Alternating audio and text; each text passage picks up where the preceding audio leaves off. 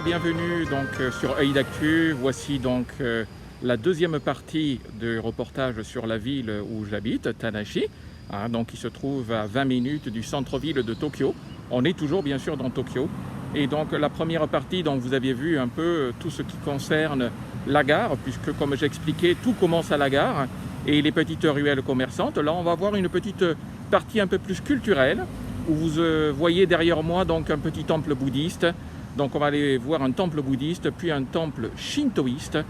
Donc la différence, c'est le temple shintoïste, c'est un temple bouddhiste, mais un bouddhisme fait pour les Japonais. Voilà, en gros, c'est deux écoles.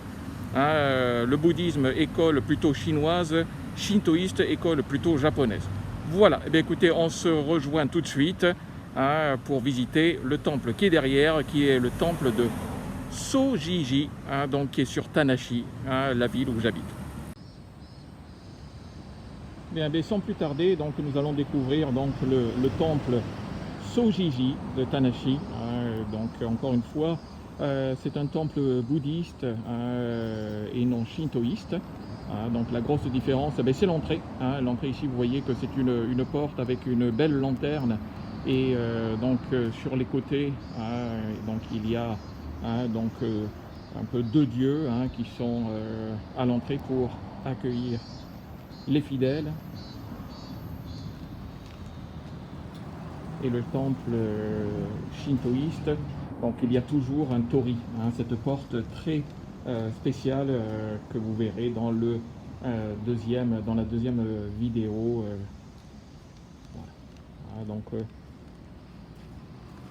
On va faire d'abord un petit aperçu de la cour principale de ce temple.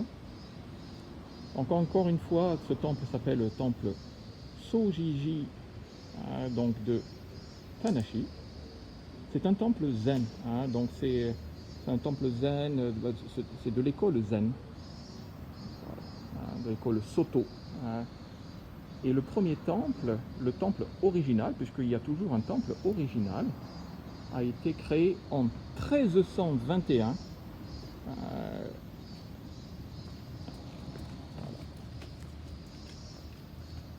Et ensuite, il y a eu plusieurs petits temples qui ont été créés à travers le Japon, dont celui en 1331 et dans la province de Ishikawa.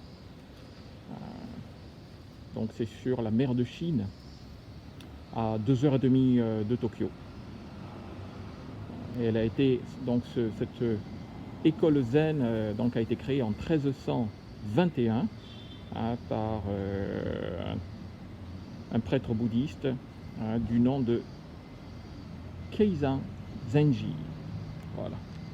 Et ce qu'il faut savoir, c'est que ce temple à Ishikawa a été détruit en 1898 par un gros incendie, et le temple principal maintenant ne se trouve plus à Ishikawa, mais se trouve à Yokohama. Voilà. Et souvent dans les écoles bouddhistes, il y a un temple principal, et ensuite il y a plusieurs temples, des petits temples, des petites écoles, un peu comme des écoles de karaté. Vous avez le Shotokan, et puis ensuite vous avez plusieurs dojos qui font partir de cette voie du karaté, puisqu'il y a plusieurs karaté, il y a différents karatés.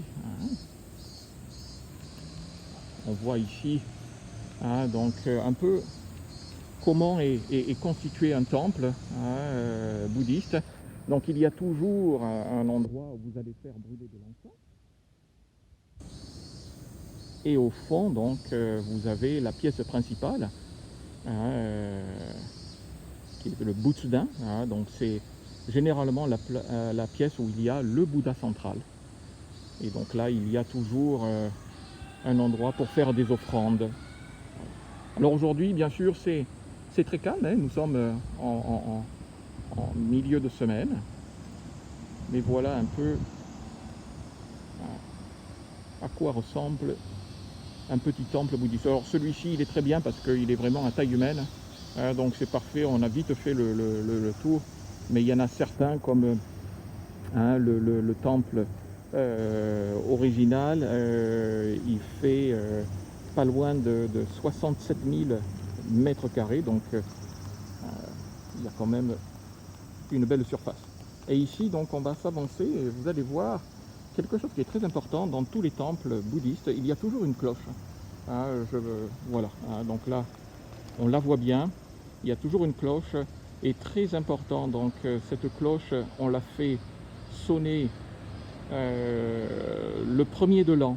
Hein, puisque c'est là où donc l'année, hein, bien sûr, commence. Et pour le premier de l'an, donc dans la nuit du 31 décembre au 1er janvier, on fait sonner cette cloche 108 fois.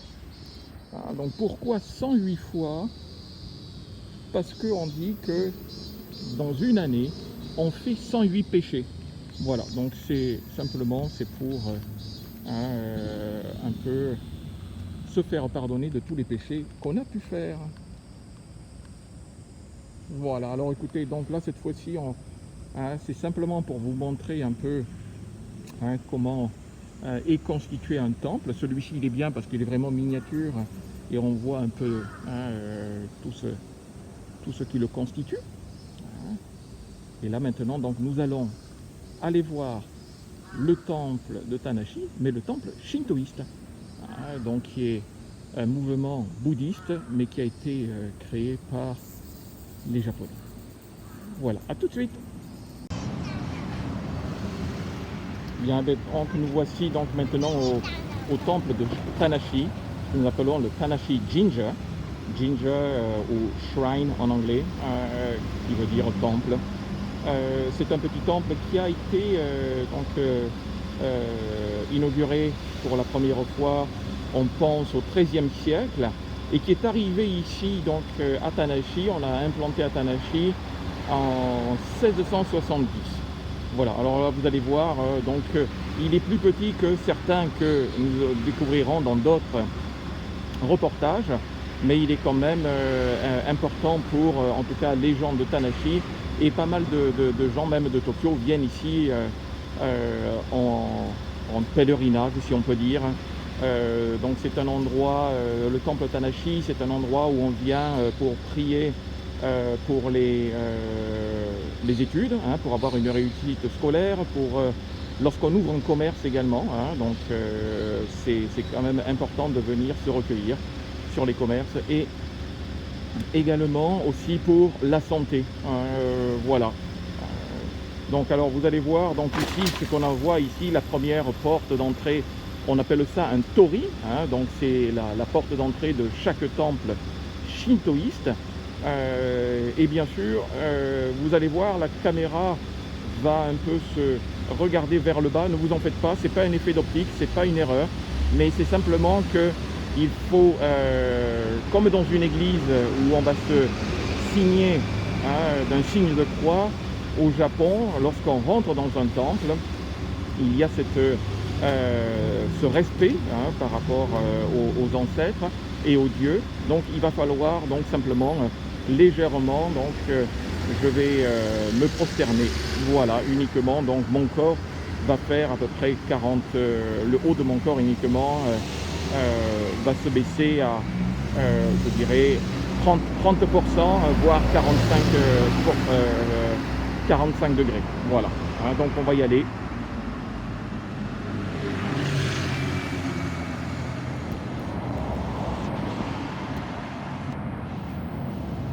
Vous voyez, il y a un petit escalier, et là, je vais être...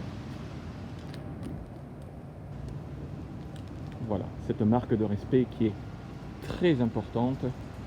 Et là, donc, vous allez découvrir le temple de Tanashi, qui est absolument magnifique. C'est une miniature. Alors, ici, à l'entrée, je vais vous faire voir.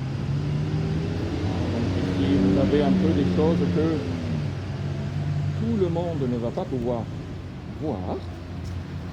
Donc ce sont des sculptures qui ont été faites à l'époque Edo, Hein, donc l'époque Edo, Edo c'était l'ancien nom de Tokyo, qui était la capitale, et l'époque Edo c'est aussi l'époque, on appelle aussi époque des Tokugawa, qui étaient des seigneurs qui dirigeaient le Japon.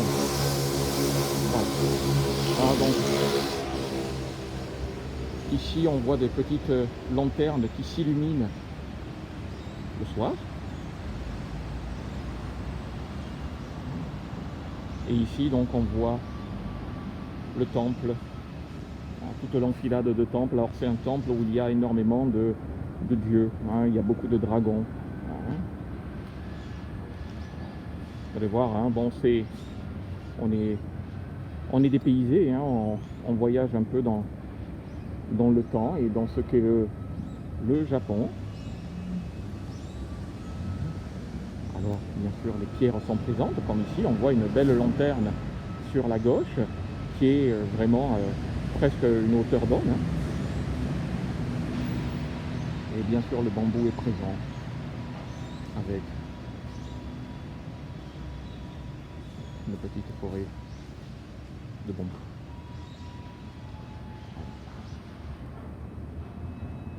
Alors il y a une petite musique d'ambiance.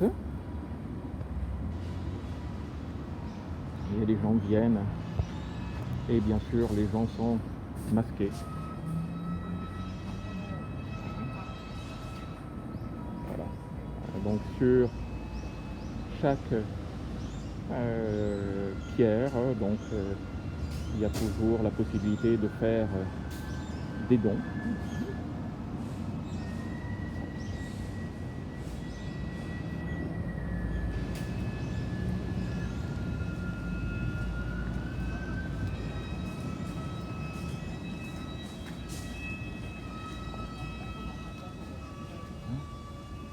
Là, bien sûr, vous allez découvrir hein,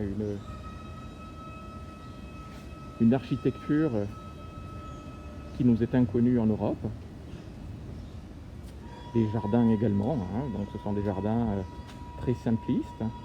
Hein, dans la présentation, c'est surtout des pierres, des cailloux, des pavés, pas beaucoup de fleurs, mais beaucoup de plantes grasses. Voilà. Alors ici sur la droite, vous avez un peu le bureau qui accueille tous les gens qui viennent se recueillir. Et bien sûr ici, bon, vous pouvez acheter des petits porte-bonheur. Et c'est un peu comme ça que les temples gagnent de l'argent. Ils gagnent de l'argent aussi avec les cérémonies, diverses cérémonies d'enterrement, cérémonies pour commémorer le décès d'une personne. Alors ici, bon, ça se fait à date régulière, à année régulière, d'abord 1 an, 3 ans, 7 ans, 13 ans, 17 ans, 23 ans, 33 ans. Donc ça, ce sont les rythmes auxquels on fait des cérémonies. Alors ici, c'est vraiment un temple qui est dédié à plein de dragons. Alors, donc on en voit un peu partout, les dragons. Et vous avez donc plein de petites portes, des petits taudis où les gens peuvent rentrer. Voilà. C'est vraiment assez ouvert. Et donc, ici, on vient très souvent l'époque du Nouvel An, hein, puisque le Nouvel An, c'est vraiment la nouvelle année qui commence. Et donc, dans la tradition shintoïste, il est très important de venir au temple. Je viens aussi, mais je ne suis pas pratiquant. Hein, il y a à peu près 90 millions, on dit, de pratiquants au Japon du shintoïsme. Le shintoïsme qui est une version du bouddhisme, mais à la japonaise. Voilà. Donc là, on voit le monsieur qui est devant nous. Bon, il y a des rites, donc là, il faut tourner plusieurs fois, donc le sens est expliqué. Et puis ensuite, on va prier au fond et on va faire une offrande. peut voir ici, donc c'est fait avec de la paille de riz, hein, c'est vraiment quelque chose de très classique. Voilà. On sent bien sûr le côté spirituel. Et donc ici on a aussi un marchand de café qui a vraiment quelque chose de très original.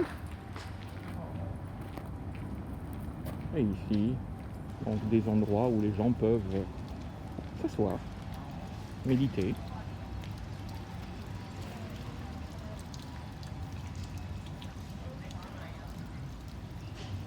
L'eau est présente bien sûr. Et si on fait un peu attention en bas, dans la petite mare, en bas sur la droite, vous avez le riz. Voilà, qui bien sûr, vous savez que l'importance du riz dans la culture japonaise.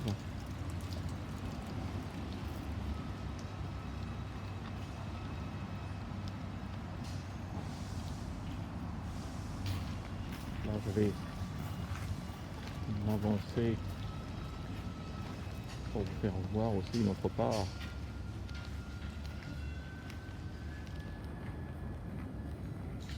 de ce temple. Voilà. Donc ici, c'est un endroit où on va brûler certains messages, puisque le temple ici, c'est vrai qu'il y a beaucoup de gens qui viennent, qui mettent des messages pour donc avoir un porte-bonheur. Et une fois que le vœu est exaucé, souvent les gens viennent, hein, donc, et tout est regroupé et brûlé au sein du temple. On peut faire bien sûr des donations en permanence. Et ici donc on voit quelque chose que malheureusement cette année on ne devrait pas voir, mais c'est souvent pendant l'époque de l'été. Ce sont des hôtels un peu, nous on a la même chose avec des marias ici, donc c'est des petits hôtels que les gens portent sur les épaules pour faire une fête traditionnelle. Voilà. Alors celui-ci, comme je vous disais, ce temple est vraiment très petit.